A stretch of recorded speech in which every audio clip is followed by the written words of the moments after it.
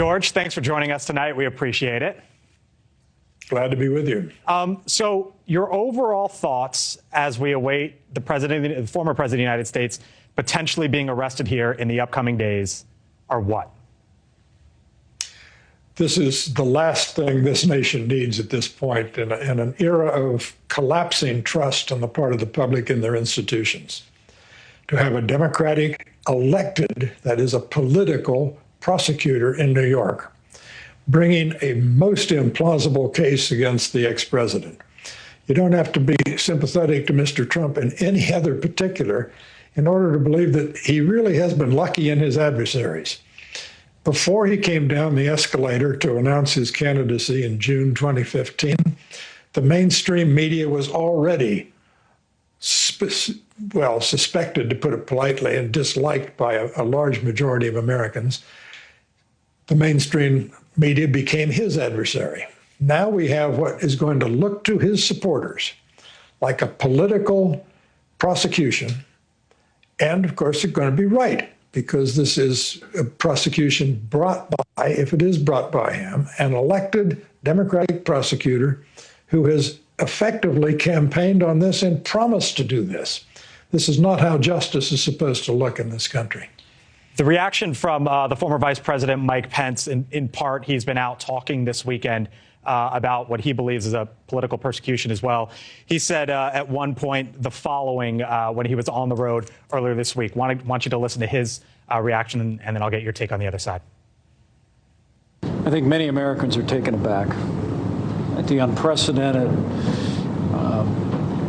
indictment of a former president, but also the fact that the Manhattan DA, in the midst of a crime wave in New York City, says that indicting the former president is his highest priority. We've heard from Republicans a version of that over the weekend, basically saying that this DA in Manhattan should not be focusing on this. He should be focusing on crime in his city. Do you think that is an explanation, or at least an argument that Republicans should be making at this time? That's an argument that all New Yorkers, it seems to me, should be making. You know, the crime, if such it is, that they're charging or about to charge Mr. Trump with, is a campaign finance violation. That is, that he used some corporate money, was passed along through a cutout, if you will, through his lawyer, to silence the porn star, Stormy Daniels, with whom he had an affair. Now, the country knew about this affair before they elected him. So that's not going to startle people. I think they will be startled by the fact that they're going to call that a campaign contribution.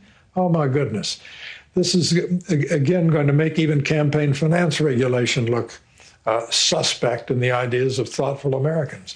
This is a case that people in the Justice Department at the federal level contemplated making, looked at, and said, this is too flimsy to proceed with.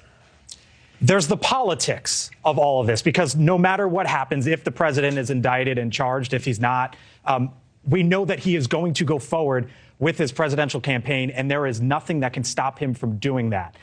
We've heard a couple different pieces of analysis over the weekend from some of his old rivals in 2016. I want you to listen here to both Chris Christie and Lindsey Graham and how they view this politically. Watch. Here's what I think is going to happen.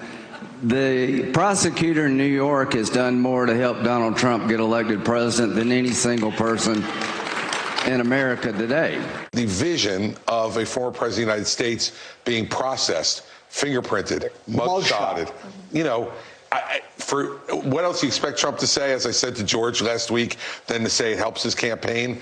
But being indicted, I don't think it ever helps anybody. Who do you think's right there?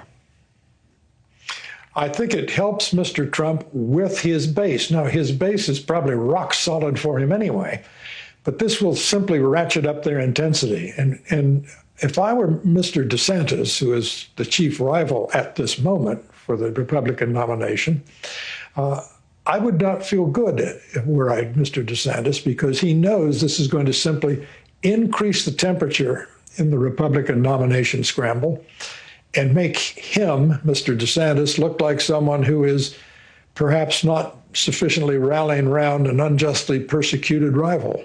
And he's been staying quiet for the most part. Real quick, you think that's on purpose? I do try and figure out what he's supposed to say at this point. I don't know how to write the statement. Yeah, well, we'll see how it all unfolds here potentially in the upcoming days. News Nation senior political contributor George Will, thanks for your time. Appreciate it. Glad to be with you.